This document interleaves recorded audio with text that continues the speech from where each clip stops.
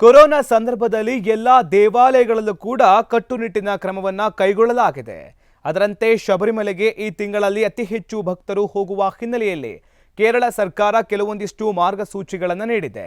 ಹಾಗಾದ್ರೆ ಆ ಮಾರ್ಗಸೂಚಿಯಲ್ಲಿ ಏನೇನಿದೆ ಅಂತ ನೋಡೋಣ ಬನ್ನಿ. ಹೌದು, ಶಬರಿಮಲೆ ಯಾತ್ರೆ ಮತ್ತು ಸ್ಥಳೀಯ ಚುನಾವಣೆಗಳಿಂದ ಕೋವಿಡ್-19 ಸೋಂಕು ಹೆಚ್ಚಾಗುವ ಸಾಧ್ಯತೆ ಇರೋದ್ರಿಂದ ಶಬರಿಮಲೆ ಸನ್ನಿಧಾನಕ್ಕೆ ಭೇಟಿ ನೀಡುವ ಭಕ್ತರು ಪಾಲಿಸಬೇಕಾದ ಮಾರ್ಗಸೂಚಿಗಳನ್ನು ಕೇರಳ ರಾಜ್ಯ ಸರ್ಕಾರವು ಪರಿಷ್ಕರಣೆ ಮಾಡಿದೆ. ಹೀಗಾಗಿ ನೂತನ ಮಾರ್ಗಸೂಚಿ ಪ್ರಕಾರ ಭಕ್ತರು ಮಾತ್ರವಲ್ಲದೆ ಕರ್ತವ್ಯದಲ್ಲಿರುವ ಅಧಿಕಾರಿಗಳು ಕಡ್ಡಾಯವಾಗಿ ಡಿಸೆಂಬರ್ 26ರಿಂದ ಆರ್ಟಿಪಿಸಿಆರ್ ಪರೀಕ್ಷೆಗೆ ಒಳಪಡಬೇಕಿದೆ. ಶಬರಿಮಲೆ ಯಾತ್ರೆ ಋತು ಆರಂಭವಾದ ಬಳಿಕ 51 ಭಕ್ತರು, 245 ದೇವಂ ಬೋರ್ಡ್ನ ಉದ್ಯೋಗಿಗಳು ಮತ್ತು ಇತರೆ 3 ಜನರು ಸೇರಿದಂತೆ ಒಟ್ಟು 299 ಜನರಿಗೆ ಕೋವಿಡ್-19 ಪಾಸಿಟಿವ್ ಇರೋದು ದೃಢವಾಗಿದೆ ಎಂದು ಶಬರಿಮಲೆ ಯಾತ್ರೆ ಋತು ಆರಂಭವಾದ ಬಳಿಕ 51 ಭಕ್ತರು, 245 ದೇವಸ್ವಂ ಬೋರ್ಡ್ನ ಉದ್ಯೋಗಿಗಳು ಮತ್ತು ಇತರೆ 3 ಜನರು ಸೇರಿದಂತೆ ಒಟ್ಟು 299 ಜನರಿಗೆ ಕೋವಿಡ್-19 ಪಾಸಿಟಿವ್ ಇರೋದು ದೃಢವಾಗಿದೆ ಎಂದು ಆರೋಗ್ಯ ಸಚಿವೆ ಕೆಕೆ ಶೈಲಜಾ ಮಾಹಿತಿ ನೀಡಿದ್ರಿಂದ ಸರ್ಕಾರ ಮತ್ತಷ್ಟು ಕ್ರಮಗಳನ್ನು ಕೈಗೊಂಡಿದೆ. ಇನ್ನು ಈ ಯಾತ್ರೆಯ ಅವಧಿಯಲ್ಲಿ ಪತನಮಥಿಟ್ಟ ಹಾಗೂ ಕೊಟ್ಟಾಯಂ ಜಿಲ್ಲೆಗಳಲ್ಲಿ ಭಕ್ತರ ದಟ್ಟಣೆ ಪ್ರಮಾಣವೂ ಹೆಚ್ಚಾಗಿದ್ದು, ಇಲ್ಲಿ ಕ್ರಮವಾಗಿ 31% ಹಾಗೂ 11% ಕೊರೋನಾ ಪಾಸಿಟಿವ್ ಪ್ರಕರಣಗಳು ಹೆಚ್ಚಾಗಿವೆ.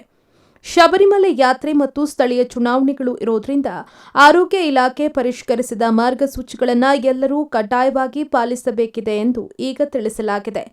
ಈ ಹಿಂದೆ ಕೋವಿಡ್-19 ಪಾಸಿಟಿವ್ ಸೋಂಕಿಗೆ ಒಳಗಾಗಿ ಈಗ ಗುಣಮುಖವಾದವರು, ಜ್ವರ, ನೆಗಡಿ, ಕಫ, ಉಸಿರಾಟದ ತೊಂದರೆ, ಸುಸ್ತು ಇರುವವರು ಈ ಯಾತ್ರೆ ಕೈಗೊಳ್ಳಬಾರದು. ಮಂಡಲ ಮಾಸ ಪೂಜಾ ಅವಧಿಯಲ್ಲಿ ಆಗಮಿಸುವ ಭಕ್ತರು ಮತ್ತು ಕಾರ್ಯನಿರ್ವಹಿಸುವ ಅಧಿಕಾರಿಗಳು ಆರ್ಟಿಪಿಸಿಆರ್ ಟೆಸ್ಟ್ ಮಾಡಿಸಿಕೊಳ್ಳುವುದು ಕಡ್ಡಾಯ. ಪಂಪಾ ಮತ್ತು ನೀಲಕಲ್ನಲ್ಲಿ ಜನರು ಗುಂಪು ಸೇರುವುದು ನಿಷೇಧ. ಗುಂಪಾಗಿ ಯಾತ್ರೆ ಕೈಗೊಳ್ಳಬಾರದು ಅಥವಾ ಯಾತ್ರೆಯಿಂದ ಹಿಂತಿರುಗಬಾರದು. ಈ ಯಾತ್ರೆಗೆ ಬಂದ ಚಾಲಕರು, ಕ್ಲೀನರ್ಗಳು ಮತ್ತು ಅಡುಗೆಯವರು ಸಹ ಕಡ್ಡಾಯವಾಗಿ ಕೋವಿಡ್-19 ಪರಿಷ್ಕೃತ ಮಾರ್ಗಸೂಚಿಯನ್ನು ಪಾಲಿಸಬೇಕು ಎಂದು ಹೊಸ ಮಾರ್ಗಸೂಚಿಯಲ್ಲಿ ತಿಳಿಸಲಾಗಿದೆ. ಇನ್ನು ಮಂಡಲ ಮಕರವಿಲಕ್ಕು ಅವಧಿಯಲ್ಲಿಯೂ ವಾರದ ದಿನಗಳಲ್ಲಿ 2,000 ಮತ್ತು ಶನಿವಾರ ಭಾನುವಾರ 3,000 ಭಕ್ತರಿಗೆ ಅವಕಾಶ ನೀಡುವ ಈಗಿನ ಕ್ರಮವನ್ನೇ ಮುಂದುವರಿಸಲು ಕೇರಳ ರಾಜ್ಯ ಸರ್ಕಾರ ನಿರ್ಧರಿಸಿದೆ. ಕೋವಿಡ್-19 ಹರಡೋದು ಹೆಚ್ಚಾಗ್ತಾ ಇರೋದ್ರಿಂದ ಭೇಟಿ ನೀಡುವ ಭಕ್ತರ ಸಂಖ್ಯೆ ಹೆಚ್ಚಿಸದಿರಲು ನಿರ್ಧರಿಸಲಾಗಿದೆ. ಇದರ ಜೊತೆಗೆ ಶಬರಿಮಲೆಗೆ ಭೇಟಿ ನೀಡಲು ಬಯಸುವವರಿಗೆ ನಕಲಿ ವರ್ಚುವಲ್ ಪಾಸ್ಗಳನ್ನು ನೀಡುವ ಜಾಲವು ತೆಲಂಗಾಣ, ಕರ್ನಾಟಕ ಮತ್ತು ತಮಿಳುನಾಡಿನಲ್ಲಿ ಕಾರ್ಯನಿರ್ವಹಿಸ್ತಾ ಇದ್ದು, ಭಕ್ತರು ಎಚ್ಚರಿಕೆಯಿಂದ ಇರಬೇಕು ಎಂದು ಶಬರಿಮಲೆ ದೇವಸ್ವಂ ಬೋರ್ಡ್ ಎಚ್ಚರಿಸಿದೆ. ಇದರ ನಡುವೆ 5,000 ರೂಪಾಯಿ, 2,000 ರೂಪಾಯಿ ಇತ್ಯಾದಿ ವಿವಿಧ ದರಕ್ಕೆ ಮೊಬೈಲ್ ಫೋನ್, ವಾಟ್ಸ್ಆಪ್ ಮೂಲಕ ಇಂತಹ ನಕಲಿ ಪಾಸ್ಗಳನ್ನು ನೀಡುವ ಇಂತಹ ಜಾಲಗಳು ಸಾಕಷ್ಟಿದ್ದು, ಹಲವು ವಂಚಕರನ್ನ ಪೊಲೀಸರು ಬಂಧಿಸಿದ್ದು, ಎಚ್ಚರಿಕೆ ಇರುವಂತೆ ಕೇರಳ ಸರ್ಕಾರ ತಿಳಿಸಿದೆ.